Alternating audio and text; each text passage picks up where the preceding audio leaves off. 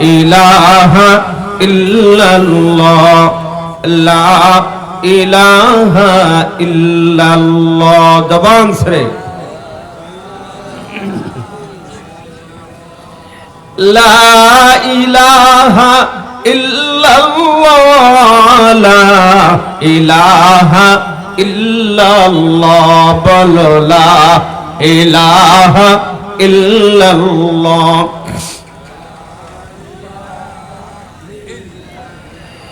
এই কলেমার জন্য বেলাল এই কলেমার জন্য বেলাল পাথর চাপা মরুতে প্রাণ চলে যাই তবু বেলাল প্রাণ চলে যায় তবু বেলাল না ভুলিল ইল্লাল্লাহ লা ইলাহা ইল্লাল্লাহ জোরে লা ইলাহা ইল্লাল্লাহ লা ইলাহা ইল্লাল্লাহ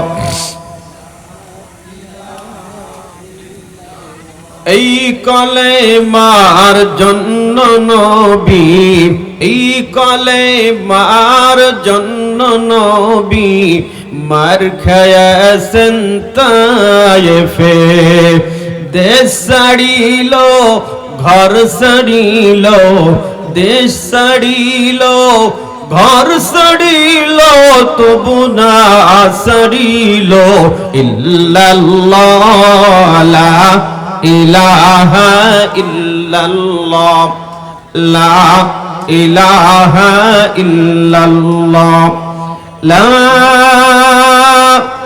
ইলাহা ইল্লাল্লাহ মুহাম্মাদুর রাসূলুল্লাহ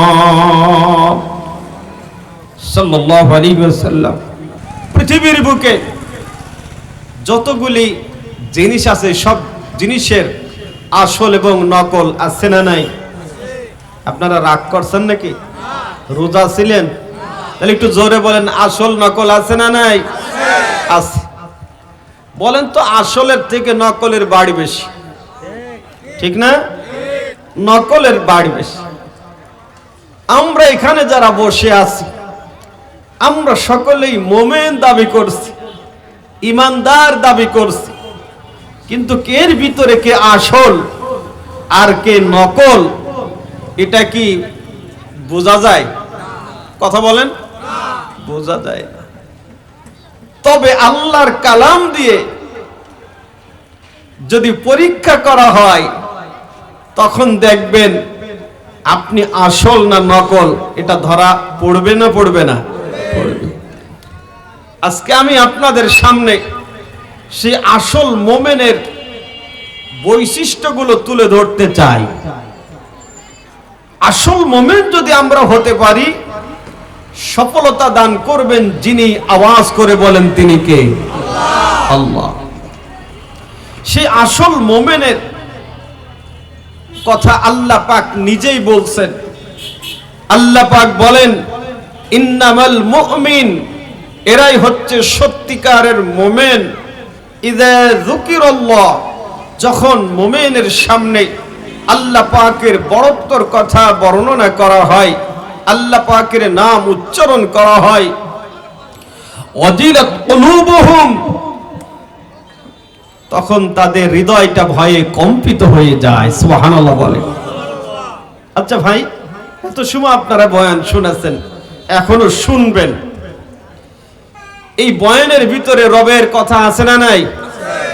রবের প্রশংসা আছে না নাই? আমি আপনি বলছি, শুনছি, তবে বাস্তব একটু মিলায়া দেখেন যে রবের কথা বলার পরে, শোনার পরেও আমার আপনার অন্তর কি কেঁপে উঠছে? ভালো করে ভেবে চিন্তে বলেন। অন্তর কেঁপে ওঠা বোঝেন? রবের কথা শুনলে আমার আপনার অন্তর কেঁপে ওঠে না, র‍্যাবের কথা শুনলে কেঁপে ওঠে। কথা বুঝতে পারিনি? হ্যাঁ, দেখবেন যার অন্তরের ভিতরে কম্পন তৈরি হয়, বুকের উপরে হাত দিবেন, দেখবেন মনে হচ্ছে আওয়াজ হচ্ছে। আমরা তো শুনছি, কি আমাদের অন্তরের ভিতরে কি সেরকমের কোন প্রতিভা আসছে? আসে নাই। এতে কি বোঝা গেল? আমি আপনি এখনো সত্যিকারের মোমেন পরিপূর্ণভাবে হতে পারি নাই। যদি হতে পারতাম, এই কলব নামক গিলাসের ভিতরে দুনিয়ার নেতার ভয় বের করে দিয়ে, র্যাবের ভয় বের করে দিয়ে, আর্মি পুলিশের ভয় বের করে দিয়ে শুধুমাত্র রবের ভয়ের জায়গা করে দিতাম, ঠিক কিনা? ও মুসলমান, একটা গিলাসের ভিতরে পানি ভরে দিবেন, যদি গিলাস ফাঁকা না থাকে ওর ভিতরে আর পানি রাখতে পারবেন না। তবে গিলাসের কিছু অংশ যদি বাকি থাকে, আশা করা যায় কিছু পানি ঢোকানো যাবে, ঠিক না? আল্লাহ পাক আমাকে আপনাকে যে কলব নামক গ্লাস দিয়েছেন, এই গ্লাসের ভিতরে দুনিয়ার সকল প্রকার ভয় ঢুকিয়ে আমরা ভরে ফেলেছি। আল্লাহর ভয় আমার আপনার কলব নামক গ্লাসের ভিতরে থাকবে, এতটুকুন জায়গা আমরা অনেকেই ফাঁকা রাখি নাই। গমের দোয়া পড়ছেন নাকি আপনারা? গমের দোয়া পড়ছেন? কে যেন বলতেছে জি, একটু জোরে বলেন। গমের দোয়া পড়ছেন? তাহলে একটু সাড়া দিয়ে। আমার ভাইরা, এক নাম্বার পয়েন্ট হলো আপনাকে আমাকে আল্লাহকে ভয় করতে হবে। এই আল্লাহকে ভয় করবে কারা? আল্লাহ রাব্বুল আলামিন কুরআনুল কারীমের মাধ্যমে আমাদেরকে জানিয়ে দেন। আল্লাহ বলেন, ইয়া আইয়ুহাল্লাযীনা আমানুত্তাকুল্লাহ। আল্লাহ বলেন, ইমানদার তোমরা আমি আল্লাহকে ভয় করো। কাকে? জোরে বলেন, আল্লাহকে ভয় করো। কেমন ভয়? হাক্কাতু কাতিহি, ভয় করার মতন ভয় একজনকে করতে হয়। জোরে বলেন, তিনি কে? আল্লাহ। একটা হলো মানুষের মতন মানুষ, আর একটা মানুষ, পার্থক্য আছে না? একটা হলো কাজ আর একটা হলো কাজের মতো কাজ, পার্থক্য আছে। একটা হলো ভয় আর একটা হলো ভয় করার মতন ভয়, পার্থক্য আছে না নাই? ও মুসলমান ইমানদারেরা, যে আল্লাহকে ভয় করার কথা আল্লাহ কোরআনের মাধ্যমে আমাদেরকে জানিয়ে দিলেন, ওই আল্লাহর ভয় আমার আপনার অন্তরের ভিতরে কেমনে আসবে? কেমনে আসবে? কারণ আমি আপনি তো সে আল্লাহর পরিচয় জানি না। ওরে সে আল্লাহর পরিচয় জানার জন্য অবশ্যই আমাকে আপনাকে আল্লাহর কালাম থেকে শিক্ষা গ্রহণ করতে হবে। আল্লাহ পাকের অনেকগুলি নাম রয়েছে, অনেকগুলি নামের ভিতরে 99টি নাম আমাদের সমাজে প্রচলন আছে না নাই? ওই 99টি নামের শুরুতে যেই নামটি রয়েছে আল্লাহ, নামটি কি? জোরে বলেন, আল্লাহ। ওই আল্লাহ শব্দের ভিতরে যতগুলি হরফ অক্ষর রয়েছে, প্রত্যেকটা হরফের ভিতরে আমার আপনার মালিকের পরিচয় রয়েছে। সুবহানাল্লাহ। জোরে বলেন আল্লাহু আকবার। এবার আওয়াজ করে বলেন, আল্লাহ শব্দের শুরুতে যেই হরফটি আছে ওই হরফের নাম কি? আরো জোরে বলেন, আলিফ। হরফের নাম সবাই বলেন। এই যে একটি হরফ আপনি উচ্চারণ করলেন, সঙ্গে সঙ্গে আমার আপনার আমল নামায় 10টা নেকি জমা হয়ে গেল। এই জন্য কবি কত সুন্দর করে বলেন, কোরআন পাকের একটি হরফ যেই জনে পড়িবে, কোরআন পাকের একটি হরফ যেই জনে শুনিবে, ফেরেশতারা 10টি করে নেকি লিখে দিবে। সুবহানাল্লাহ। তাই তো মুমিন পড়ো তুমি, তাই তো মুমিন পড়ো তুমি তাসাজিম। মাগো আমি পড়বো না আর হাট্টি মাটিম টিম, ওরে মাদ্রাসাতে পড়বো গিয়ে আলিফ লাম আর মিম। সুবহানাল্লাহ বলেন। কোরআন হাদিস না শিখিয়া যেই জনে মরিবে, কোরআন হাদিস না মানিয়া যেই জনে মরিবে, কবর হাসর মিজানেতে বিপদে পড়িবে। কথা বলেন। সেই বিপদ থেকে বাঁচার জন্য, বিপদ থেকে বাঁচার জন্য পড়ো ইয়াসিন। মাগো আমি পড়ব না আর হাট্টিমা টিম টিম, মাদ্রাসাতে পড়ব গিয়ে আলিফ লাম আর মিম। আল্লাহু আকবার। এই আলিফ হরফ দিয়ে আল্লাহর পরিচয় কোরআনের ভিতরে পাওয়া যায়। আল্লাহ পাক জানিয়ে দেন, আল্লাহু লা ইলাহা ইল্লা হুয়াল হাইয়ুল কাইয়্যুম। জোরে বলেন আল্লাহু আকবার। আল্লাহ ছাড়া কোনো মালিক নাই, আল্লাহ ছাড়া কোনো মাবুদ নাই। ও দুনিয়ার মানুষ, এক আল্লাহ মালিক হওয়ার কারণে রাতের সাথে দিনের কোনো সংঘর্ষ হয় না, চাঁদের সাথে সূর্যের কোনো সংঘর্ষ হয় না। ও মুসলমান, আল্লাহর হুকুমে চাঁদ আসে, চাঁদ চলে যায়। আল্লাহর হুকুমে সূর্য আসে, সূর্য চলে যায়। আল্লাহর হুকুমে রাত আসে, রাত চলে যায়। ওই আল্লাহর হুকুমে দিন আসে, দিন চলে যায়।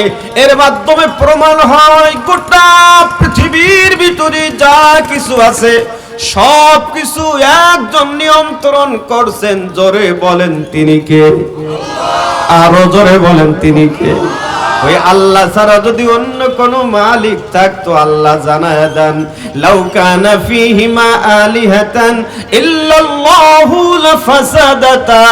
আল্লাহ বলে, আমি ছাড়া যদি অন্য কোন মালিক থাকতো তাহলে এই জমিনের উপরে ফাসাদ সৃষ্টি হতো। ঠিক না? একজনের যদি এক স্ত্রীর জায়গায় দুই স্ত্রী হয়, তাই তো সমস্যা ঠেকানো যায় না। আরে কথা বলা না কেন? তাহলে আল্লাহ শব্দের শুরুতে আলিফ, এই আলিফ হরফ দিয়ে আমরা জানতে পারলাম আল্লাহ ছাড়া কোনো মালিক নাই। দুই নাম্বার, এই আলিফ হরফটা যদি ছেড়ে দেওয়া হয় থাকে লিল্লাহ, ওই লিল্লাহ শব্দ দিয়ে আল্লাহর পরিচয় পাওয়া যায়।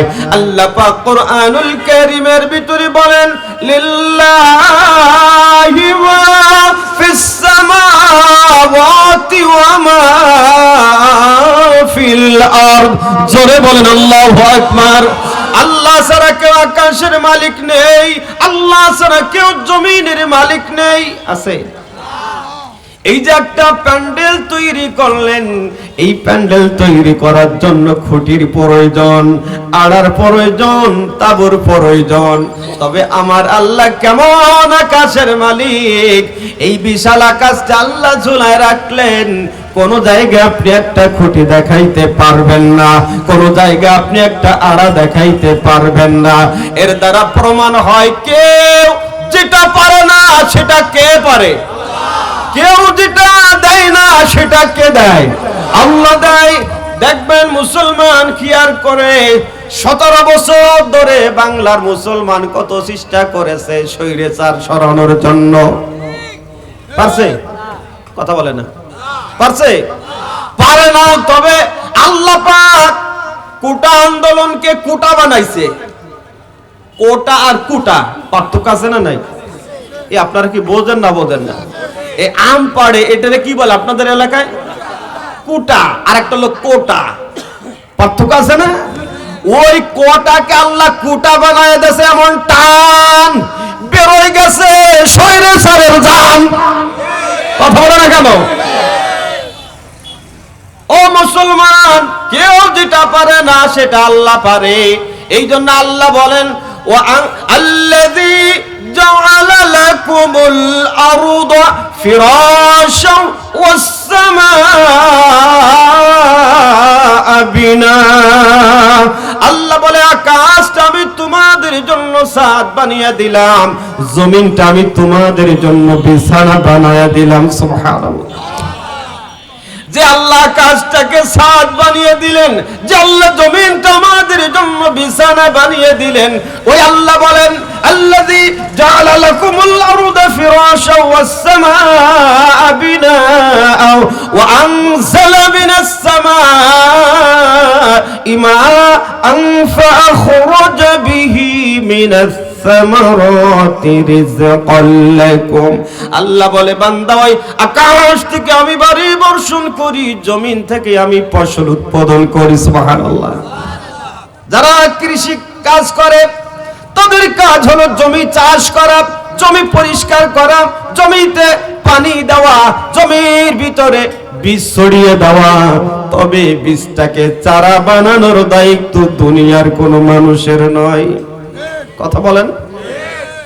জমিনের ভিতরে বীজটাকে পচিয়ে চারা বানানোর দায়িত্ব আল্লাহর। চারাটাকে গাছ বানাবেন আল্লাহ, গাছে ফুল দিবেন আল্লাহ, ফুলকে ফল বানাবে আল্লাহ, ফলটাকে খাবারের উপযুক্ত করে দিবেন কে? জোরে বলেন। যে আল্লাহ আকাশটাকে ছাদ বানিয়ে দিলেন, জমিনটাকে বিছানা বানায়া দিলেন, যে আল্লাহ আকাশ থেকে বাড়ি বর্ষণ করেন, জমিন থেকে ফসল উৎপাদন করেন, সেই ফসল আমি আপনি খাই, সেই ফসল আমি আপনি গ্রহণ করি ভাই। এবার আওয়াজ করে বলেন, ওই আকাশের নিচেই জমিনের উপরে আইন মানব কার? আরো জোরে বলেন কার? মানি কার? কথা বলেন এখন, মানি কার? উচিত কথা কেউ বলে না, করে শুধু তালবাহানা। উচিত কথা কেউ বলে না, করে শুধু তালবাহানা। ও যদি সত্য কথা কই, এই সমাজে আমি একজন ভালো বক্তা নই।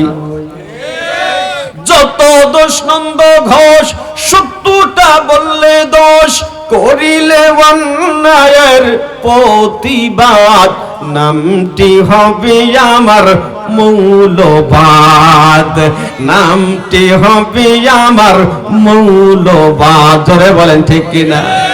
আমাদেরকে মৌলবাদ বলে গালি দেয়, এতে আমাদের কোনো দুঃখ নাই, আসল তো আমরা মূলবাদ। জোরে বলেন ঠিক ঠিক না?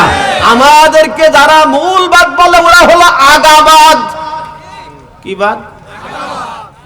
আমরা হলো মূলবাদী, ওরা হলো আগাবাদী। এবার বলেন, আগার শক্তি বেশি না গোড়ার শক্তি বেশি? বলেন বলেন। মূলের শক্তি বেশি। মূলের এমন শক্তি, মূলের লোকগুলো যখন ধরে একটু নাড়াচাড়া দিয়েছে, বাংলাদেশে জায়গা হয় নাই, ভারত দাদার কাছে দিল্লি গিয়ে পালাইছে। ধরে বলেন ঠিক না?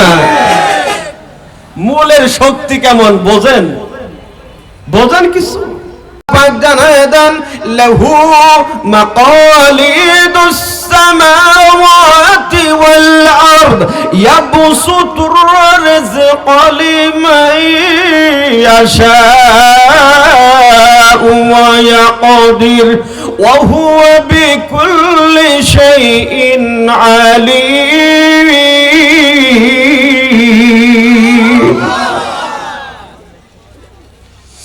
আকাশ মণ্ডলী, পৃথিবীর ভিতরে যা কিছু আছে সব কিছুর চাবি কাঠি কার কাছে?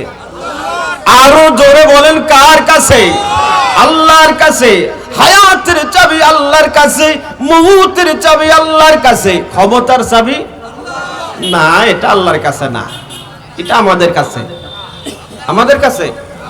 অথচ খেয়াল করে দেখবেন, বাংলাদেশে যারা চেয়ারে বসে সহজে নামতে চায় না। কথা কাছে দেখবেন কিছু হুজুর আছে জেনের তদবির করে, জেন হাজির করে, জেন দিয়ে জেন তাড়ায়। কথা কয় না? আছে না নাই? দেখবেন ওই যেই জেন দিয়ে জেন হাজির করে, জেন বন্দি করে, জেন দিয়ে তদবির করে, সুযোগ পাইলে ওই জেনে আবার হুজুরে সাইজ করে। কথা বলেন ঠিক না? বাংলাদেশে যারা ক্ষমতায় আসে আর্মি সাজায়, র‍্যাব সাজায়, পুলিশ সাজায়, এমন কায়দায় সাজায় যেন আমার ক্ষমতা না যায়। কিন্তু ভালো করে দেখা যায়, সময় যদি খারাপ হয়, ওই জেনে আবার তাড়াতাড়ি বলে সময় নাই, ৪৫ মিনিটের ভিতরে চলে যেতে হবে। কথা বলছেন? ও মুসলমান, ক্ষমতার চাবি আল্লাহর হাতে। আল্লাহ পাক যাকে ইচ্ছা করেন ক্ষমতা দান করেন, আল্লাহ পাক যাকে ইচ্ছা করেন ক্ষমতা থেকে নামায়া দেন। এই জন্য এই চেয়ার কারোর জন্য চিরস্থায়ী না, এটা হলো ক্ষণস্থায়ী। যে কোনো সময়, যে কোনো মুহূর্তে আমাকে আপনাকে এই চেয়ার ছাড়া লাগতে পারে না। পারে না? পারে? পারে।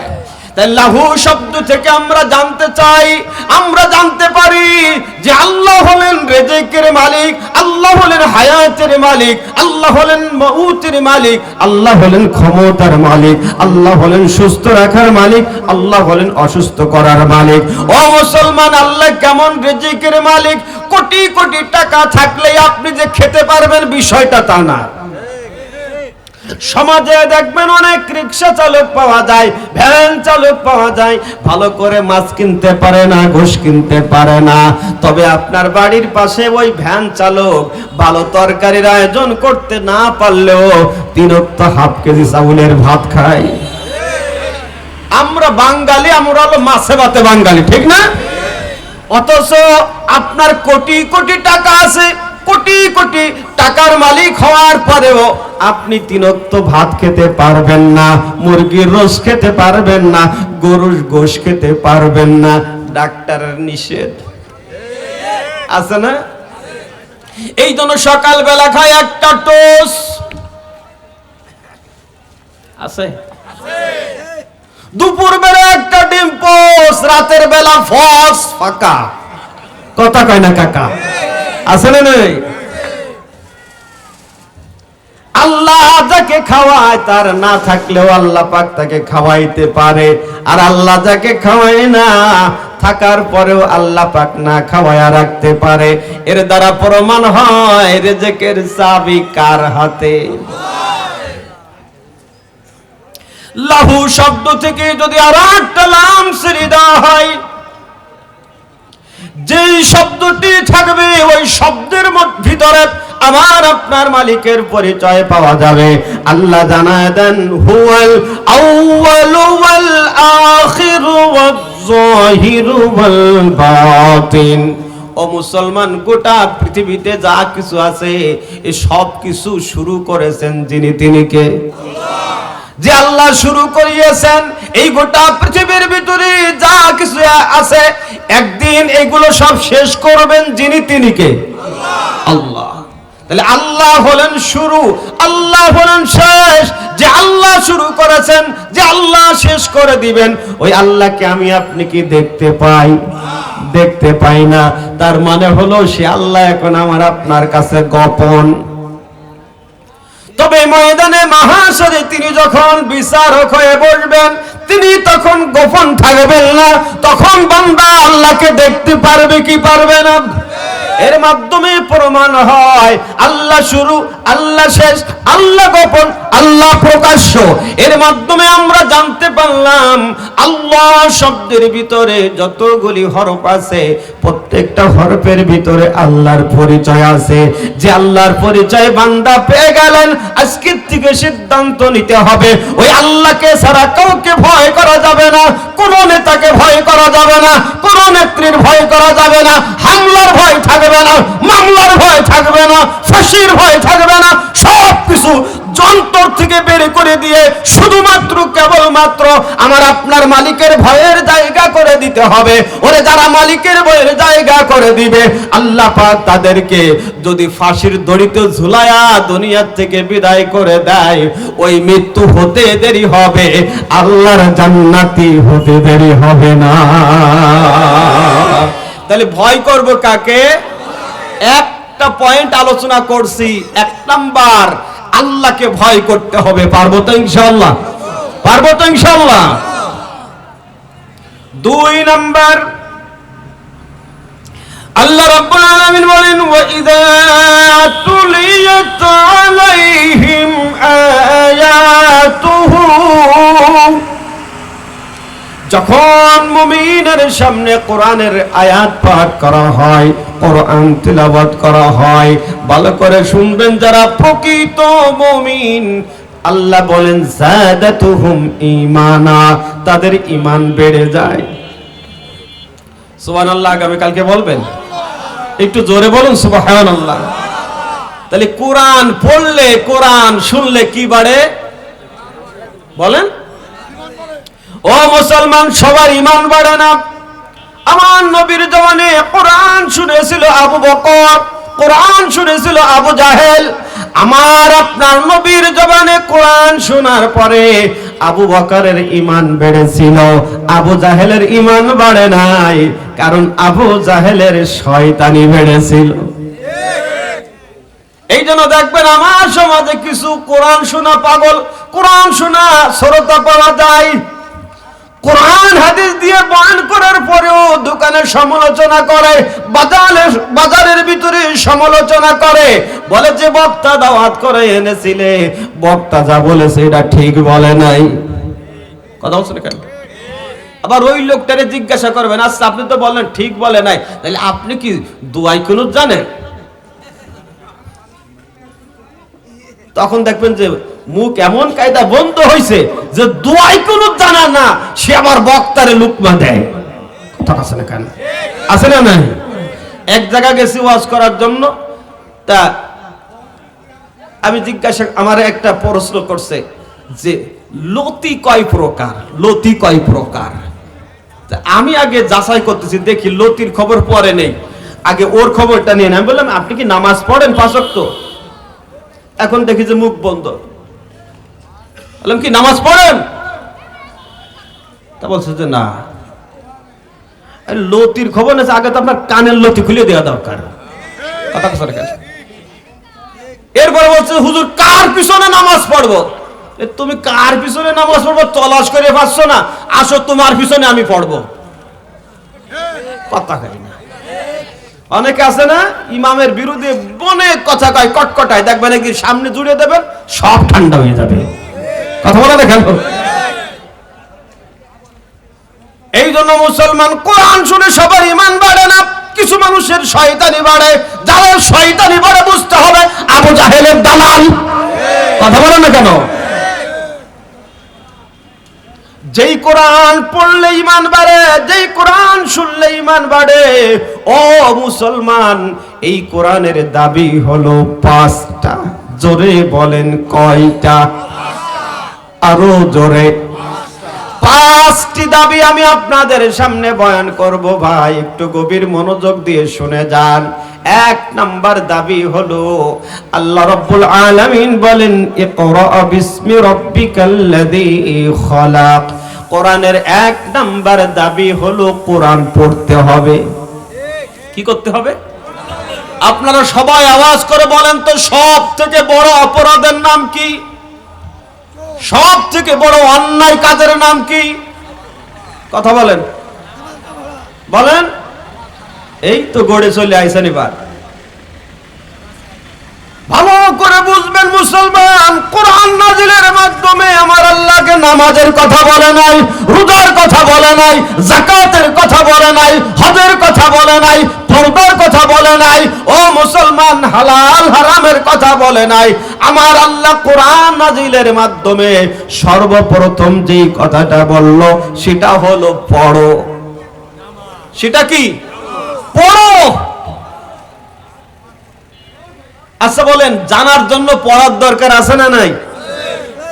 না পড়লে কি জানা যায়? আচ্ছা বলেন তো, এলেম আগে না আমল আগে? হ্যাঁ বলেন বলেন বলেন তো, ঈমান আগে না এলেম আগে?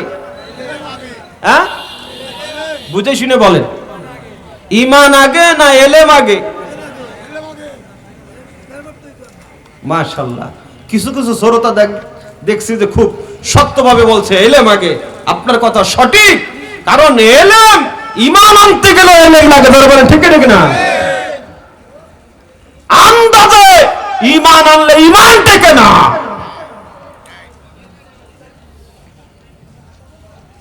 সব থেকে বড় অপরাধের নাম হলো কোরআন না জানা। কি না জানা? জোরে বলেন, কোরআন না জানা। এটা সব থেকে বড় গুনাহ। বড় আফসোস করে বলতে হয়, নিজে মুসলমান দাবি করে, নিজের বাপ মুসলমান, নিজের সন্তান মুসলমান, অথচ মুসলমানের ঘরে জন্মগ্রহণ করে কোরআন পড়তে পারে না। এরকমের নামদারি মুসলমান আছে না নাই? জোরে বলেন আছে না নাই? আছে। আমরা নামে মুসলমান, খাতনা নেওয়া আর গরু খাওয়া। খাতনা নেওয়া বোঝেন তো? কথা কয় না। খাতনা বোঝেন? হ্যাঁ, কুরবানি। ও মুসলমানি, আমি কুরবানি। ও মুসলমান, আমরা শুধু মনে করি যে খাতনা নিলাম, মুসলমানি নিলাম আর গরু খেলাম, আমরাই তো মুসলমান। তুমি নামে মুসলমান, তুমি কামে মুসলমান নয়। তুমি যদি কামে মুসলমান হতে চাও তাহলে সর্বপ্রথম তোমাকে কোরআন পড়তে হবে। দেখবেন এই যে আগামীকাল কয় তারিখ, 16 ডিসেম্বর, বাংলাদেশের বিভিন্ন জায়গায় সাংস্কৃতিক অনুষ্ঠান হবে, হবে না? এই অনুষ্ঠানে দেখবেন অনেক মেয়ে ড্যান্স করবে, গান গাবে, কোনো সমস্যা নাই। তবে যেই মেয়েটা ড্যান্স করবে, গান করবে, ওই মেয়েটাকে বিবাহ করার জন্য যদি আপনি দেখতে যান, দেখতে গিয়ে যদি জিজ্ঞাসা করেন তুমি একটু কোরআন পড়ে শোনাও, তখন দেখবেন ওর জবানে প্যারালাইজ শুরু হবে। কথা বলছো না কেন? তখন দেখবেন ওই মেয়ের পাশে দাঁড়ায় দাঁড়ায় ভাবি বলবে, দাদি বলবে, আমাদের মেয়েটা বড় লাজুক মেয়ে। কথা বলছো না কেন? তবে কালকের অনুষ্ঠানে লাজুকতা থাকবে না। কোরআন পড়তে গেলে আর সেখানে জবান খোলে না। আছে না নাই? রাগ করতেছেন? হ্যাঁ? তবে মুসলমানের ছেলে, মুসলমানের মেয়ে, তার জবান দিয়ে কোরআন সর্বে সর্বে হবে। ও মুসলমান, এই রকমের সন্তান যদি আমরা তৈরি করতে চাই তাহলে অবশ্যই তাহফিজুল কোরআন মাদ্রাসায় আমার আপনার সন্তানকে ভর্তি করতে হবে। যারা বলেন ঠিক কেড়ে না। আমি মাদ্রাসায় পড়েছি, মাওলানা মামুনুর রশিদ সাহেব মাদ্রাসায় পড়েছেন, আর অনেক উলামা ইকরাম আছেন মাদ্রাসায় পড়েছেন। এই মাদ্রাসায় পড়ে পড়ে কোটি কোটি টাকার মালিক না হতে পারে, তাদের 5 তলা 10 তলা বিল্ডিং না থাকতে পারে, তবে আমার আপনার মা বাবা যদি মারা যায়, ওরা আমার আপনার মা বাবার লাশটা সামনে করি আমি যখন জানাজা করব, আমার অন্তরের ভিতরে যেই ধাক্কা লাগবে, আমার অন্তরের ভিতরে যেই ব্যথা লাগবে, আমার চোখ দিয়ে যেই পানি ঝরবে, আমার দোয়ার ভিতরে যে আন্তরিকতা থাকবে, এটা বাংলাদেশের কোন পীর সাহেবের থাকবে না। থাকবে? ও মুসলমান, আমার মা সর্বপ্রথম মারা যায়। মা 2005 সালে যখন মারা যায়, ওই 2005 সালে আমি প্রথম বয়ান শুরু করি। আমাদের পাশের গ্রামে আমি বয়ান করতেছি। আমি তো জানি না আমার মা ঘুমায় না, বয়ান শুনে চোখের পানিগুলি ফালায়া ফালায়া, চোখের পানি ছেড়ে যে কাঁদতে কাঁদতে বালিশটা ভিজায়া ফেলে। পরের দিন সকালবেলা দেখি আমার বাবার কাছে আমার মা ওই কথাগুলো বলতেছে, আমি শুনি আর চোখ দিয়ে ঝরঝর করে পানি পড়ে। ও মুসলমান, ওই মা যখন মারা যায়, আমার বাবা আমাকে ডেকে বলে, বাবা তুমি জানাজাটা পড়ো। আমরা 10টি ভাই বোন, এই 10টি ভাই বোনের ভিতরে আমি আমার মা বাবার কাছে মনে করি একটা প্রিয় সন্তান ছিলাম। মা যখন বেড়াতে যাইতেন আমার সাথে করে নিয়ে যাইতেন, বাবা যখন সফরে যাইতেন আমাকে সাথে করে নিয়ে যাইতেন। আমাকে অনুমতি দেওয়ার পরেও আমি আমার মেজো ভাইকে ডেকে বললাম, ভাই তুমি জানাজা পড়াও। মা লাশটা সামনে করে জানাজায় দাঁড়াবো, এই শক্তি আমি হারায়া ফেললাম। জানাজাটা শেষ হয়ে গেল, মা লাশটা ঘাড়ে করে কবরের দিকে যায়। কবরের ভিতরে নামে আমি যখন আমার মা লাশটা শোয়া দিলাম,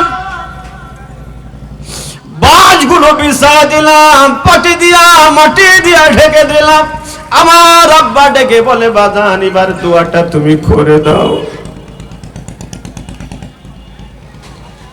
চাচা বলো, চাচি বলো, তারা কেউ পর না,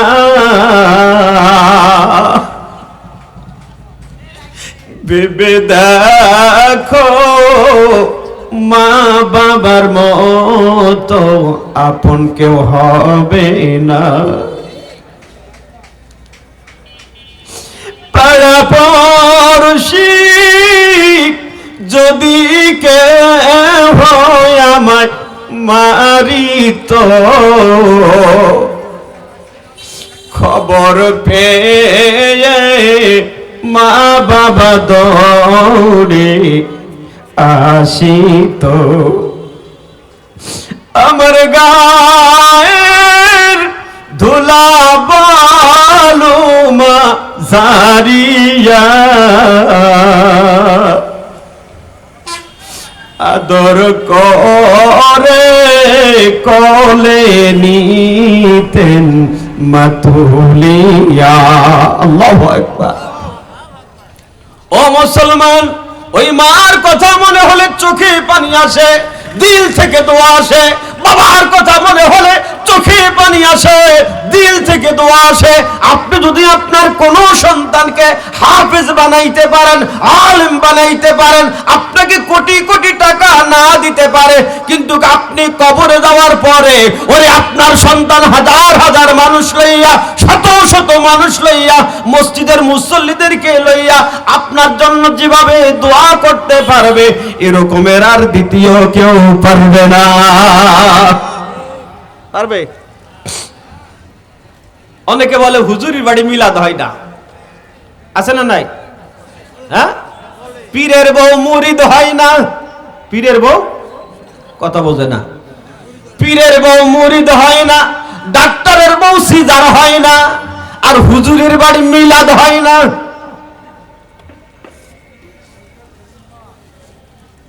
ও মুসলমান, হুজুরের বাড়ি মিলাদের দরকার নেই, কারণ আপনি বছরে একবার দোয়ার অনুষ্ঠান করেন, আর হুজুর প্রত্যেকদিন 5 ওয়াক্ত নামাজে দোয়ার অনুষ্ঠান করে। কথা বলে না কেন? আমরা ভাড়াইতে দোয়ার জন্য বসে থাকি না।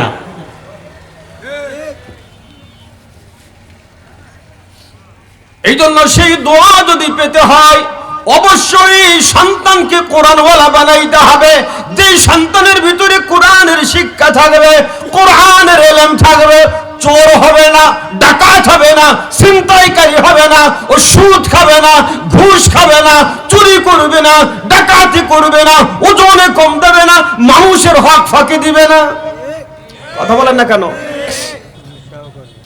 বাংলাদেশে কত গুচ্ছ গ্রাম আছে, যে গুচ্ছ গ্রামের ভিতরে অনেক ধনাঢ্য ব্যক্তির মা বাবা আছে। একজন আলেমের মা বাবা দেখাইতে পারবেন না। একজন আলেম যদিও কম টাকার হাদিয়া পায়, এরপরেও মাকে খুশি করে, বাবাকে খুশি করে, মার খেদমত করে, বাবার খেদমত করে। আলেম সন্তান যেভাবে মার খেদমত করি, বাবার খেদমত করে, এরকমের খেদমতওয়ালা দ্বিতীয় সন্তান কাউকে দেখাতে পারবেন না। কোরআনের 1 নম্বর দাবি হলো কোরআন পড়তে হবে। কেমনে কোরআন পড়বেন? আল্লাহ পাক নবীকে বলেন, উতলু মা উহিয়া ইলাইকা মিনাল কিতাব। আল্লাহ পাক নবীকে বলেন, উতলু, আপনি তিলাওয়াত করেন।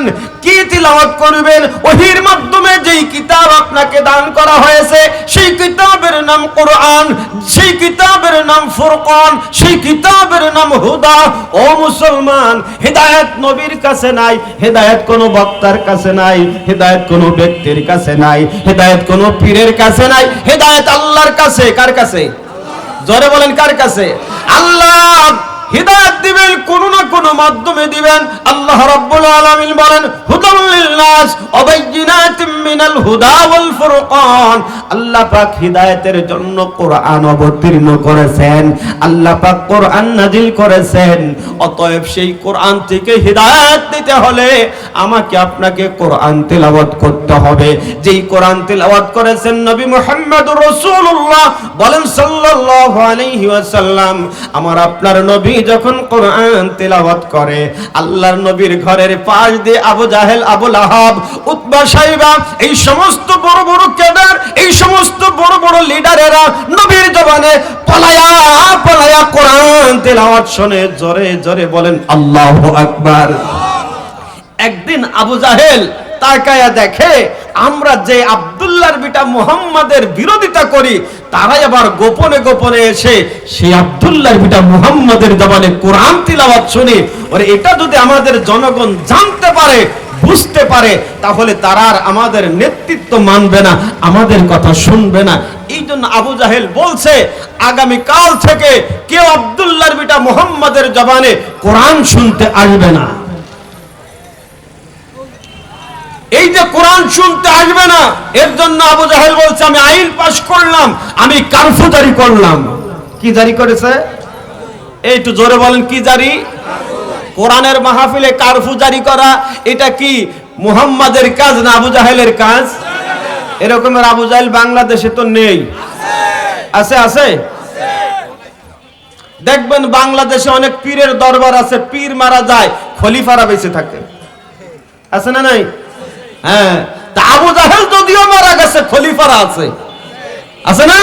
এজন্য দেখা যায় সেই খলিফারা কোরআনের মাহফিল পণ্ড করে, বন্ধ করে, কারফু জারি করে, র্যাব মোতায়েন করে, পুলিশ মোতায়েন করে। এবার মিলেই দেখেন যে আবু জাহেলের খলিফা আছে না নাই।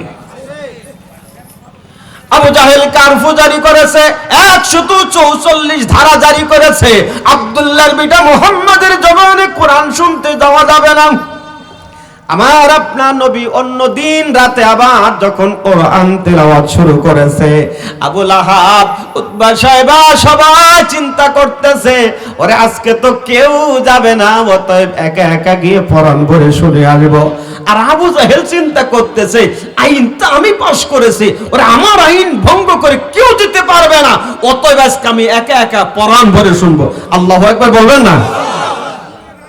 অন্য দিনের মতন সবাই হাজির।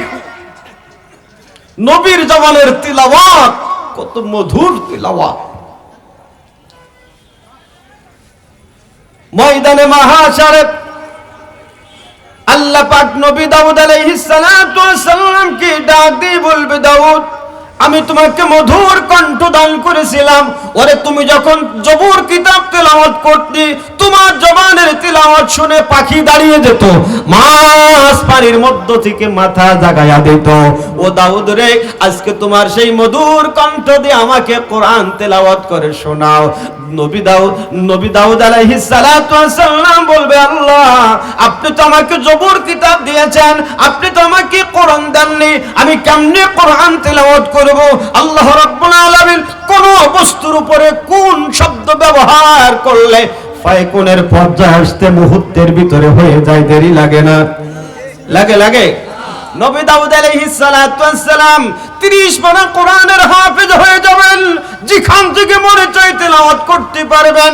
কিছু সময় তেলাওয়াত করার পর আল্লাহ পাক ডাক দিয়ে বলবেন, দাউদ এবার তেলাওয়াত বন্ধ করে দাও, কারণ তুমি তো আমার কোরআনের জন্য মার খাও নাই, তুমি তো আমার কোরআনের জন্য রক্ত ঝরাও নাই, তুমি তো আমার কোরআনের জন্য জেল খাটো নাই।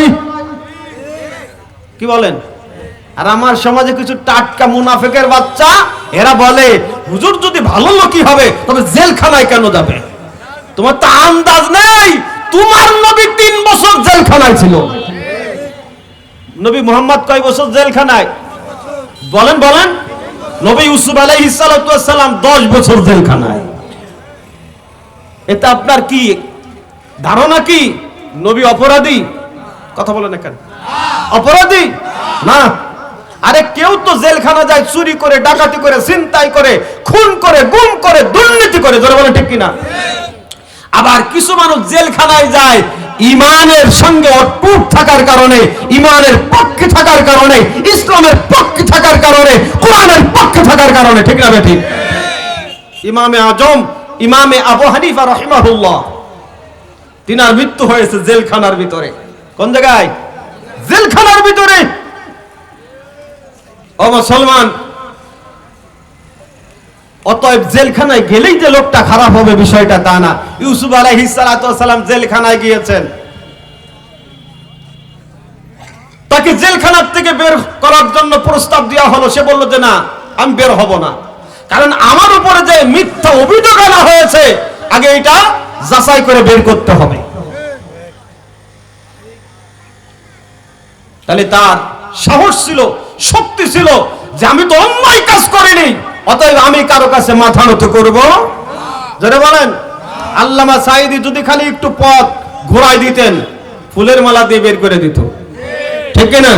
কিন্তু তিনি জানেন আমি হকের পথে আছি, সত্যের পথে আছি, ন্যায়ের পথে আছি, প্রয়োজনে জীবন চলে যাবে, তবে কোরআনের রাস্তা থেকে আলাদা হব না।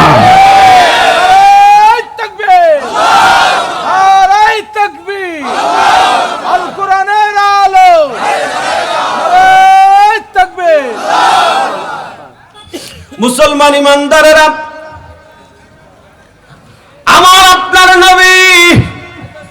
ব্যাপারে আল্লাহ বলবেন, রাসূল আপনি আমার কোরআনের জন্য রক্ত ঝরিয়েছেন, মার খেয়েছেন, জেল খেটেছেন, আজকে আমি আল্লাহ আপনার জবানে কোরআন তিলাওয়াত শুনবো। সুবহানাল্লাহ।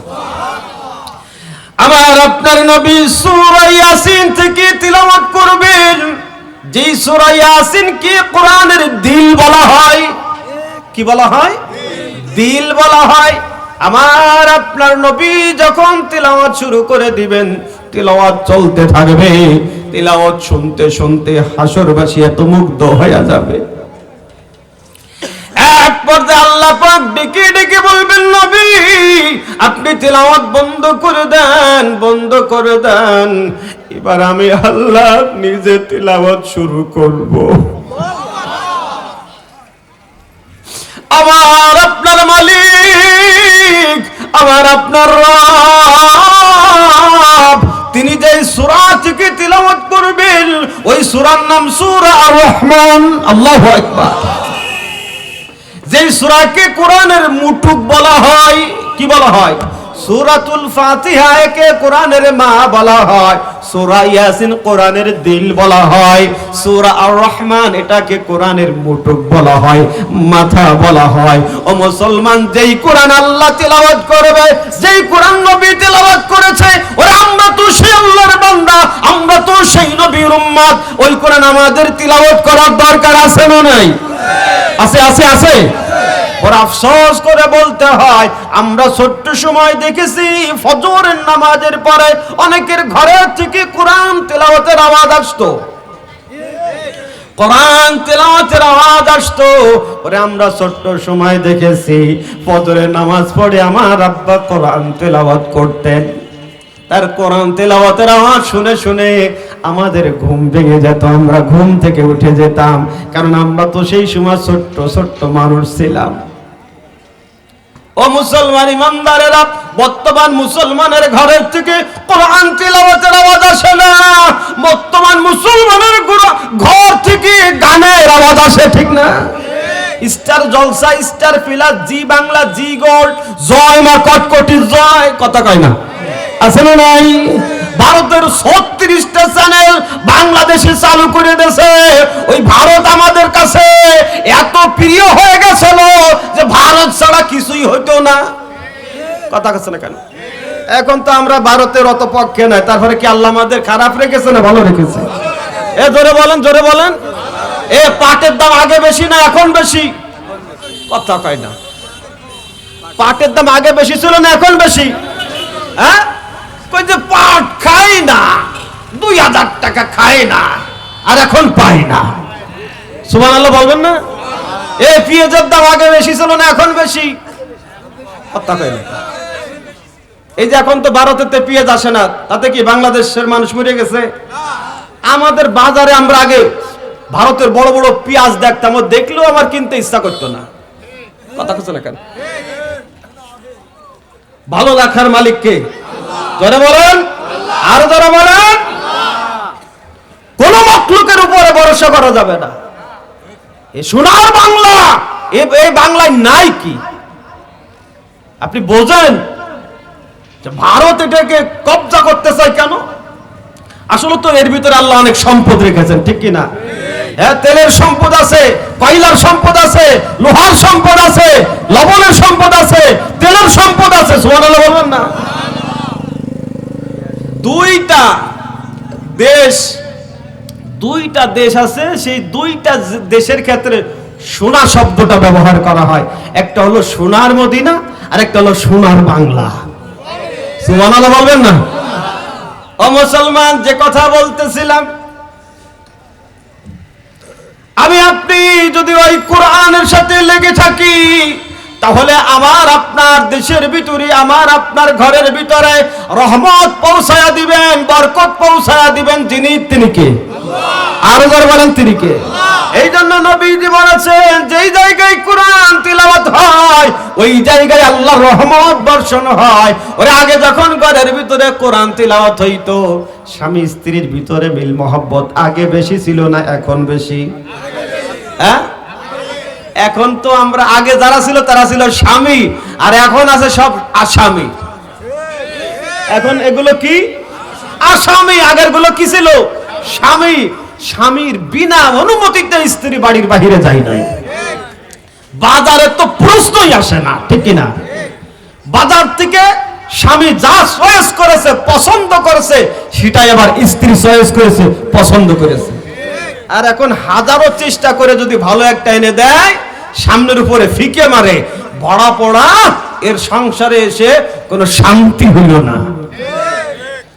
এর ঘরে এসে ভালো একটা পোশাক পরতে পারলাম না, অথচ ওই পোশাকটা যদি বন্ধুতে কিনে দেয়, কথা কয় না, আছে না নাই? তখন দেখবেন যে হ্যাঁ চয়েস কারে কয়।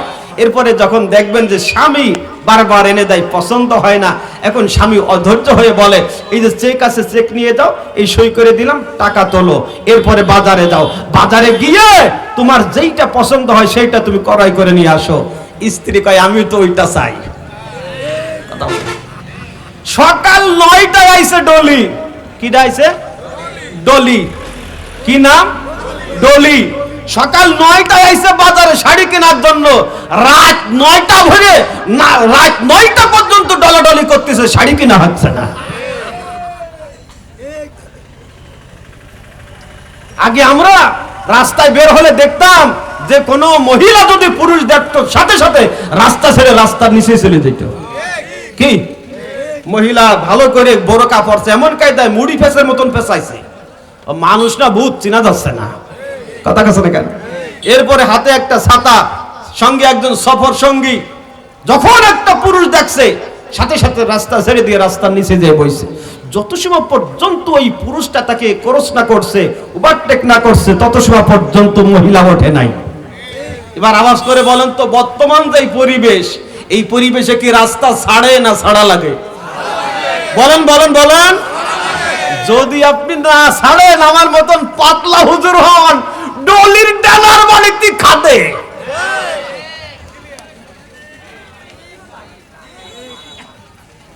তাহলে আগের ঘরের ভিতরে শান্তি ছিল, আগে কোরআন তিলাওয়াত ছিল। কি ছিল? কোরআন তিলাওয়াত।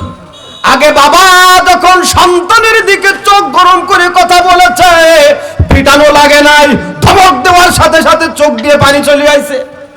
কথা বলে না কেন? আর এখন থানার ভিতরে বিচার হয়, বিচারে আসছে, বাপও আসছে, ছেলেও আসছে। এখন বাপ কথা বলতে চাচ্ছে, বিষয়টা কি ঘটছে, ছেলে দাঁড়ায় বলছে, তুমি প্যাক প্যাক করো কেন? কথা কয় না, তুমি চুপ করো, তুমি কি বোঝো? আছে না এরকম ছেলে? হ্যাঁ আছে। ওই একজনের ছেলে খুব শিক্ষিত, বাপ সাধারণ মানুষ, এক জায়গায় খেতে বসছে। এখন ছেলে বলতেছে, বাবা আমি যে শিক্ষিত, এই যে আমাদের দুইজনকে 2টা মাছ দিয়েছে না বাবা, আমি কায়দা করে 4টা বানাই দিতে পারি। কয়টা? জোরে বলেন। 4টা বানাই দিতে পারি। এখন বাপ তো সরল সোজা, বাপ বলতেছে, বাজান তাহলে এই 2টা আমি খাই, আর তুমি যে 2টা বানাবো ওই 2টা তুমি খাও। কথা কাছে না কেন? অন্য নসিবি কি আর মাছ জোটবে? ও ভারী শিক্ষিত, উনি কায়দা করে 2টা বানাবে, বাপও কায়দা করে বসান দিয়েছে। কথা কাছে না কেন? সন্তান কখনো বাবার উপরে ঝাঁকি মেরে কথা বলতে পারবে না, চোখ গরম করে কথা বলতে পারবে না। সেরকম সন্তান যদি তৈরি করতে হয়, তাফসীরুল কোরআন মাদ্রাসায় ছেলেকে পাঠানোর দরকার আছে না নাই? জোরে বলেন, আছে না নাই? আছে। খারাপ লাগতেছে আপনাদের? মুনাজাত করি, আর একটু করব। মুসলমান ভাইয়েরা আমার, ঘরের ভিতরে কোরআন থাকার কারণে ছেলে বাবার ভিতরে মহব্বত ছিল, শান্তি ছিল, মা মেয়ের ভিতরে মহব্বত ছিল, শান্তি ছিল, স্বামী স্ত্রীর ভিতরে মহব্বত ছিল, শান্তি ছিল।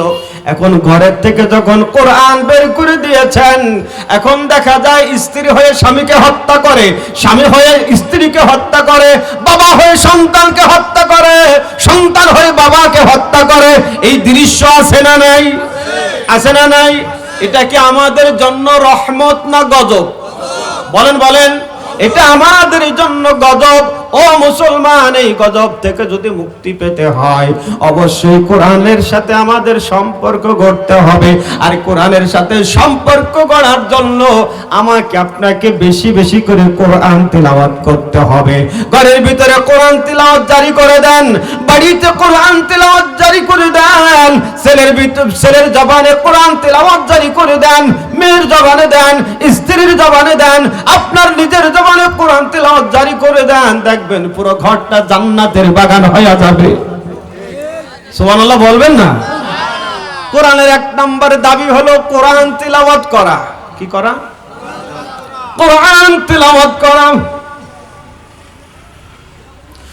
কোরআনের দুই নম্বর দাবি আল্লাহ বলেন ফালা ইয়াতাদাব্বারুনাল কুরআন। কোরআনের দুই নম্বর দাবি হলো কোরআন বুঝে পড়া। কোরআন বুঝে পড়তে হবে। কোরআন যদি আপনি না বোঝেন আপনার জীবন পরিবর্তন হবে না। হবে? আচ্ছা বলেন তো, সুদের আয়াত দিয়ে যদি নামাজ পড়ানো হয় নামাজ হবে না হবে না? হ্যাঁ, কে হবে না কাকা? সুদের আয়াত আছে না নাই? কাকা আপনি বলেন আছে না নাই? এই সুদের আয়াত দিয়ে যখন খতম তারাবি পড়েন, সুদের আয়াত বাদ দিয়ে পড়েন নাকি? হ্যাঁ, তাহলে খতম তারাবি যদি হয় ফরজ নামাজ হবে কি হবে না? হবে। এখন মনে করেন এর ভিতরে অনেক মানুষ পাওয়া যায় সমাজে, সুদে টাকা লাগায়, সুদে লোন তোলে, সুদে ব্যবসা করে, আছে না নাই? এখন সে মনে করেন নামাজ পড়তেছে ফজর সুদের আয়াত দিয়ে, ইয়া আইয়ুহাল্লাযীনা আমানুত্তাকুল্লাহ ওয়া যারু মা বাকিয়া মিনার রিবা ইন কুনতুম মুমিনিন। আল্লাহু আকবার বলেন। এই যে নামাজ পড়লো, সুদে লোন তুলে, সুদে টাকা লাগিয়ে, সুদে ব্যবসা জারি করে দিয়ে, এরপরও সুদ বন্ধ হইল না, তার মানে হইল ও যে আয়াতের ভিতরে কি পড়তেছে এটা বোঝে না, আর না বোঝার কারণে সুদ বন্ধ হয় না। অথচ আল্লাহ বলছে ইমানদার আমাকে ভয় করবা, সুদ বর্জন করবা, পরিত্যাগ করবা। ইন কুনতুম মুমিনিন, যদি মুমিন দাবি করো। ও মুসলমান, মুমিন দাবি করলে অবশ্যই সুদ বর্জন করতে হবে, পরিত্যাগ করতে হবে। আর এটা যদি আমাকে আপনাকে জানতে হয়, বুঝতে হয়, অবশ্যই কোরআন বুঝে পড়ার দরকার আছে না নাই?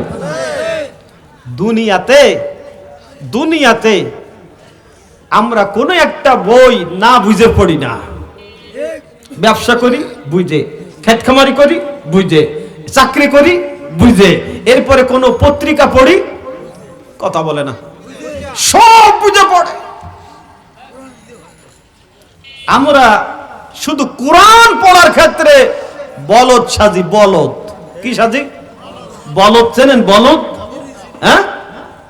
একজনের ছেলে প্রতিবন্ধী, একজনের ছেলে কি প্রতিবন্ধী। এখন ওই ছেলের প্রতিবন্ধী ছেলে তার বাপকে জিজ্ঞাসা করছে, এ আব্বা তুই বিয়ে করছিস? কথা বুঝতে পারলাম না, কি বলতিছে?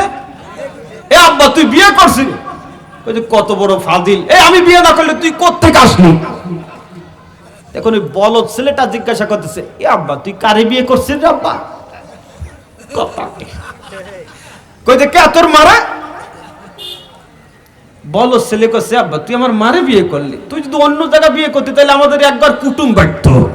কথা কয় না ছেলেটা, বলদ বাড়ি মারছে চালাকের, কথা কয় না। আর আমরা নিজের চালাক মনে করি, বাড়ি মারছি বলদের। এত চালাক, এত বুদ্ধিজীবী, এত জ্ঞানী, এত বোঝে, এত জানে, কিন্তু কোরআন বোঝে না। আছে না নাই? আছে না নাই? তাহলে এক নাম্বার কোরআন তিলাওয়াত করা, দুই নাম্বার কোরআন বুঝিয়ে পড়া, তিন নাম্বার আল্লাহ বলে লিমা তাকুলুনা মা লা তাফআলুন। আল্লাহ বলে ওই কথা কেন বলো যেটা তুমি নিজে করো না। তাহলে তিন নাম্বার হলো আপনাকে আমল করতে হবে। জোরে বলেন কি করতে হবে? ও মুসলমান, আমরা অনেক সময় মানুষদেরকে বলি ভালো হয়ে যেও, বলি না? আচ্ছা বলেন তো, আপনি যাকে বলছেন ভালো হয়ে যাও তার দিকে আঙ্গুল কয়টা? কথা বলেন। একটা। আপনার নিজের দিকে কয়টা? তাহলে আপনি যাকে বলতেছেন ভালো হয়ে যাও, ও যদি 1 গুণ ভালো হয়, আপনি যে বললেন আপনার 4 গুণ ভালো হওয়া লাগবে। আপনি জানেন, বোঝেন, কিন্তু আমল করেন না। যদি আপনি আমল না করেন, আপনার জানা, আপনার বোঝা, আপনার পড়া কোনো উপকার আসবে না। এই জন্য মুসলমান ইমানদার আমল করতে হবে। শুধু ওয়াজ দিলে, ওয়াজ শুনলে, এর ভিতরে সীমাবদ্ধ থাকলে হবে না। মূল বিষয়টা হলো আমল। মূল বিষয়টা কি? যারা বলেন আমল। আমলের দাম কত? একজনের 2টা জামই। কয়টা জামই চেনেন তো? জামই আপনাদের এলাকায় কি বলে? জামাই। জামই, আচ্ছা ঠিক আছে। এই যে 2টা জামইকে শ্বশুর আব্বা কিছু হাদিয়া দেবে, তা বড় জামাইটারে দেশে 1 বস্তা তুলো। কি দেশে? তুলো। এইটা দেখে ছোট জামাইটার মন খুব খারাপ। বড় জামাইটা যখন তুলো নিয়ে চলে যায়, ছোট জামাইটাকে ডাকছে। ডাকার পরে শ্বশুর আব্বা কাগজের ভিতরে কি যেন একটু মোড়াইয়া দিয়ে বলছে, যাও এইটা নিয়ে বাড়ি যাও, বাড়ি যেয়ে তারপরে মুখ খুলবা, এর আগে আর হাত খুলবা না।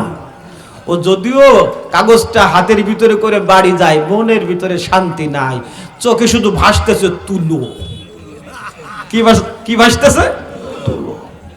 বাড়ি গিয়ে যাক মুরব্বী বলছে খোলছে, খোলার পরে তাকায় দেখে যে কাগজের ভিতরে স্বর্ণ। কাগজের ভিতরে কি? এবার বলেন, বড় জামাই খুশি না ছোট জামাই খুশি? বলেন বলেন। ছোট জামাই খুশি, কারণ তুলোর দাম বেশি নাকি স্বর্ণের দাম বেশি?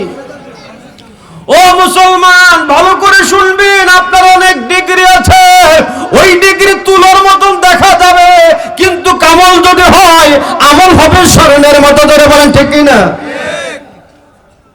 আমাদের বেশি বেশি আমল করতে হবে। এই জন্য ওয়াজ শুধু শুনবেন, ওয়াজ শুধু দিবেন, এর ভিতরে সীমাবদ্ধ থাকা যাবে না। কারণ যে এলাকায় যেই দিন ওয়াজ হয়, ওই এলাকায় ওই দিন ফজরের নামাজে মুসল্লি বেশি না কম? ওয়াজের ফজিলত বলছেন? হ্যাঁ, একজন নামাজ ব্যক্তিরা জিজ্ঞাসা করাইল, মিয়া আজকে তো ফজর নামাজে তোমার পাইলাম না। খুঁজে বোঝেন না, মাহফিল শুনছি না। কথা কাছে আছে না নাই? এই জন্য আমার একটা টার্গেট আছে, আমি আপনাদের আবার ওই পর্যায়ে নেব না। তাহলে 3 নাম্বার হলো আমল করা। 4 নাম্বার আল্লাহ বলে, উদউ ইলা সাবিলি রাব্বিকা বিল হিকমাতি ওয়াল মাউইযাতিল হাসানাহ। 4 নাম্বার হলো যেটা আপনি নিজে আমল করবেন। ও মুসলমান, শুধু নিজে নিজে আমল করবেন না, ওই আমলের জন্য অন্যদেরকে আপনার আলোচনার মাধ্যমে, নসিহার মাধ্যমে, হিকমতের মাধ্যমে দাওয়াতি কাজ করবেন। এটা হলো কোরআনের 4 নাম্বার দাবি। কোরআনের 5 নাম্বার দাবি হলো দাওয়াতের মাধ্যমে কোরআন প্রচার হবে, প্রসার হবে, ইসলাম প্রচার হবে, প্রসার হবে। ও মুসলমান, এই প্রচার প্রসারের মাধ্যমে আল্লাহর জমিনে আল্লাহর দিন বিজয় হবে। যারা বলেন ঠিক ঠিক না? আল্লাহর দিন বিজয় করার দরকার আছে না নাই? এই সমাজে চুরি বন্ধ হোক চান? ডাকাতি, হ্যাঁ, চাউল চোর, গম চোর, রাস্তা মেরে খাওয়া চোর বন্ধ হোক? এটা কি আপনারা চান? এটা যদি চান, তাহলে অবশ্যই মুসলমান ওই স্লোগান বাদ দেন যে আল কোরআনের আলো ঘরে ঘরে জ্বালো। ওইটা না বলে আপনার বলতে হবে আল কোরআনের আলো সংসদে জ্বালো। ওখানে যদি কোরআনের আলো জ্বালিয়ে দেওয়া হয়, সংসদের ঘরের ভিতরে যখন আলো জ্বলে উঠবে, আলো জ্বলে ওঠার কারণে পুরো বাংলাদেশের প্রত্যেকটা ঘরের ভিতরে আলো জ্বলবে। এবং ঠিক না? তখন এই সমাজ থেকে চুরি বন্ধ হবে, ডাকাতি বন্ধ হবে, চাউল চুরি যাবে, গম চুরি যাবে, রাস্তা মেরে খাওয়া বন্ধ হবে। ঠিক না? আমরা কেমন মুসলমান? আমরা তিতুল গাছ লাগাইয়া মুনাজাত করি, আল্লাহ তুমি তো সব পারো, তুমি ইচ্ছা করলে তিতুল গাছে ফজলি দিতে পারো। আয় আল্লাহ, তুমি তো সব দিতে পারো, তোমার কাছে কোনো অসম্ভব কিছু নাই। আয় আল্লাহ, আমি তোমার কাছে দোয়া করছি, তুমি ফজলি আম দিয়ে দাও। আল্লাহ কি দেবে? কথা বলেন, হ্যাঁ, দেবে না। এই জন্য ভাইজান, আশা করতে হবে তিতুল গাছ থেকে তিতুল, ফজলি গাছ থেকে ফজলি। আপনি যদি সমাজটা ভালো করতে চান অবশ্যই ভালো মানুষ নির্বাচন করা লাগবে, ঠিক না?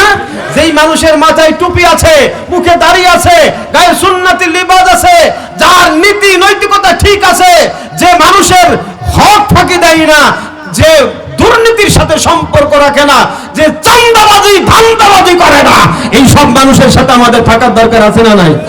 কারা কারা রাজি আছেন হাত তুলে আল্লাহকে দেখান, জোরে আওয়াজ করে বলেন নারে তাকবীর, লিল্লাহি তাকবীর।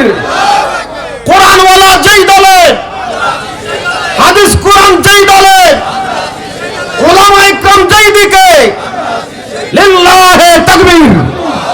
আল্লাহ কবুল করুক, জোরে বলেন আমিন।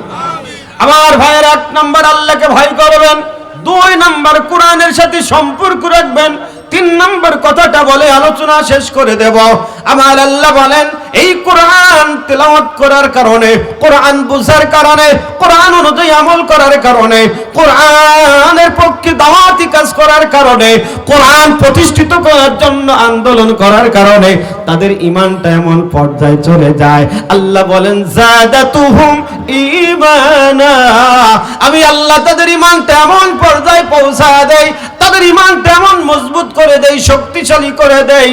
আল্লাহ বলেন ওয়া আলা রাব্বিহিম ইয়াতাওয়াক্কালুন, আল্লাহ বলেন তারা ভালো থাকুক মন্দ থাকুক, সুখে থাকুক দুঃখে থাকুক, কার উপরে তাওয়াক্কুল, কার উপরে ভরসা?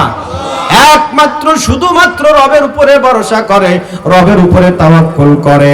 এই জন্য মুসলমান, ঈমান বড় দামি জিনিস, ঈমান বড় দামি জিনিস। ওই ঈমান যদি চলে যায়, ঈমান যদি ধ্বংস হয়ে যায়, ঈমান যদি নষ্ট হয়ে যায়, হাজারো চেষ্টা করে জান্নাতে যাওয়ার সুযোগ আছে আছে আছে আছে।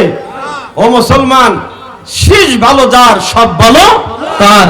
আমার আপনার জীবনের শেষ দিকে যে আমি আপনি যদি ঈমানটা নিয়ে যেতে পারি, আল্লাহর জান্নাতে যাওয়া আমার আপনার জন্য আর কোনো অসুবিধা হবে না। এই জন্য ঈমানের সাথে থাকতে হবে, ঈমান নিয়ে মরতে হবে, ঈমান অনুযায়ী কবরে যেতে হবে, ঠিক কিনা?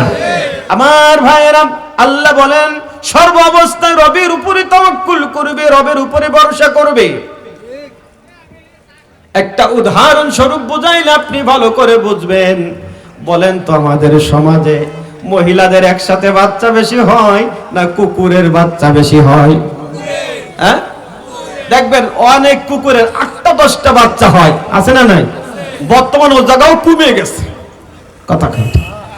ওরা আবার কোন পদ্ধতি গ্রহণ করছে আল্লাহই জানে, ও জায়গাও কমে গেছে, ঠিক না? এখন বেশি দেখা যায় না, 3টা 4টা 5টা, 8টা 10টা দেখা যাচ্ছে না। এই যে কুকুরের 8টা-10টা বাচ্চা ডেলিভারি হবে, বাংলাদেশে কি কুকুরের ক্লিনিক আছে না? আপনাদের খুলনায় আছে, আছে আছে, সিজারের ব্যবস্থা আছে। আচ্ছা, আপনাদের কোন পীর সাহেব আছে এলাকায় যে কুকুরের বাচ্চা হওয়ার জন্য তাবিজ দেয়? তাও নেই। আচ্ছা, আপনাদের এলাকায় কোন ইমাম আছে তেল পড়ে পানি ফুটে দেয়? তাও নেই। একটা কুকুরের 8টা-10টা বাচ্চা হবে, কুকুরের বাচ্চা হলেও তার একটা প্রসব যন্ত্রণা আছে না নাই? ও মুসলমান, কুকুরের যখন প্রসব যন্ত্রণা শুরু হয়ে যায়, কুকুরটা জমিনের উপরে গড়াগড়ি খায়, জমিনের উপরে গড়াগড়ি খায়, মুখটা আকাশের দিকে দিয়া করুণ একটা শব্দ বের করে, ওই করুণ শব্দের মধ্য দিয়ে মালিককে ডেকে ডেকে বলে, মালিক আমার জন্য সিজারের ব্যবস্থা নাই, ডাক্তারের ব্যবস্থা নাই, তাবিজের ব্যবস্থা নাই, তেল পড়ার ব্যবস্থা নাই, পানি পড়ার ব্যবস্থা নাই, আমার জন্য কোন ধরনের ব্যবস্থা নাই। ও আল্লাহ, আমি তোমার কাছে সাহায্য চাই। আল্লাহু আকবার। কুকুর মালিককে ডাকে, মালিকের কাছে আশ্রয় চায়। মালিক কুকুরের উপরে এমন রহমত বর্ষণ করে দেয়, ওরে 8টা-10টা বাচ্চা ডেলিভারি হয়, দুনিয়ার কোন মখলুকের সহযোগিতা লাগে না। সুবহানাল্লাহ বলবেন না? আচ্ছা বলেন, তুই যে বাচ্চাটা বের হয়েছে, ওরও একটা নাড়ি আছে না নাই? মহিলাদেরকে ফুল বলে, কি বলে? ফুল বলে। তাহলে ওই যে মা পেট থেকে বাচ্চাটা বের হয়ে আসছে, মার নাড়ির সাথে বাচ্চার নাড়িটা আছে না নাই? এই নাড়ি কাটার জন্য মানুষ লাগে না, ডাক্তার লাগে না, ধরনী লাগে না, কুকুরের বাচ্চার নাড়িটা কাটলো কে? আল্লাহু আকবার। দুনিয়ার মানুষ, একদিন আমার নিজের সামনে একটা বিড়াল ডেলিভারি হলো, চিন্তা করি যে একটা নারী দেখা যায়, কিন্তু এই নারীটা এখন কি হবে? মুহূর্তের ভিতরে দেখি মা মুখটা বাঁকা করে নিজের মুখের দাঁত দিয়ে নারীটা কেটে দিয়েছে। আল্লাহু আকবার। আগের যুগের মা বোনেরা 8-10টা বাচ্চা ডেলিভারি দিয়েছে, ডাক্তারের কাছে যাওয়া লাগে নাই, সিজার করা লাগে নাই, আলটা করা লাগে নাই। শিং কাটা লাগছে, শিং কাটা বলছেন? চোর ঘরে চুরি করতে যায়, অনেক সময় ডুয়া কেটে যায়, এই ডুয়া কেটে যারা ঢোকে তাদের বলে শিং কাটা। কি কাটা? আর এখন বাচ্চা হতে গেলে খালি শিং কাটা লাগে। আছে না আছে না আছে না আছে না? ও মুসলমান, একটা কথা সমাজে চালু আছে, যত করবা চালাকি তত দেখবা চালাকি, ঠিক না? আগে তো যারা ছিল তারা ছিল মহিলা। মহিলা কাদেরকে বলে? যারা মহলের ভিতরে থাকে, পর্দার ভিতরে থাকে। বর্তমান তো অধিকাংশ হয়ে গেছে ম্যাডাম আর লেডিস। কথা বলে না কেন? ম্যাডাম শোনেন, ম্যাডাম যেগুলো ড্যাম, ওগুলোর কি বলে? ম্যাডাম। তবে আগের যুগের মা বোনেরা পেটে বাচ্চা আসছে, তাহাজ্জুদ পড়েছে, ইশরাক পড়েছে, আবিন পড়েছে, কোরআন পড়েছে, আল্লাহর কাছে হাত তুলে দোয়া করেছে, সাহায্য চেয়েছে, আল্লাহ পাক রহম করেছেন, 8-10টা বাচ্চা হয়েছে।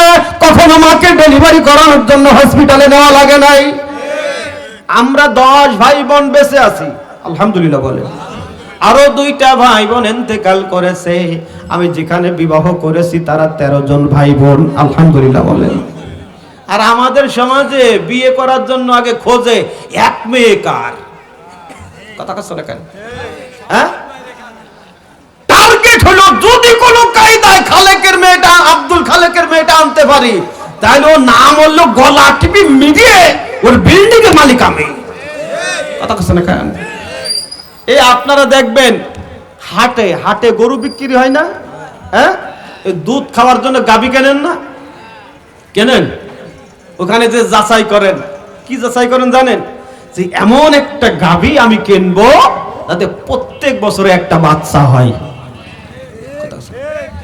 যদি আপনি কোন কায়দায় জানেন যে এই গাভী একবার বাচ্চা দেশে আর দেওয়ার সম্ভাবনা নাই, ও কি আর কিনবেন আপনি? কথা কাছে না কেন? দুনিয়ার ক্ষেত্রে এত চালাক। এই যেই নেতার যত লোক বেশি হয়, ওই নেতা তত খুশি হয় না বেজার হয়? জোরে বলেন। আমার আপনার নবীর উম্মত যদি বাড়ে, তাহলে নবীর লোকও বাড়বে। নবীর লোক যদি বাড়ে, নবীর শোডাউন লম্বা হবে। নবীর শোডাউন যদি লম্বা হয়, নবী আমার উপরে খুশি না বেজার? এই জন্য বড় বড় ফ্যামিলি দেখে বিয়ে করতে হবে, যাতে আপনার ঘর বড় ফ্যামিলি হয়ে যায়। কথা কচ্ছে না কেন? আর বিয়ে করে কোন জায়গায়? একটা আছে কোন জায়গায়? ও মুসলমান, তাহলে যে কথা বলতেছিলাম,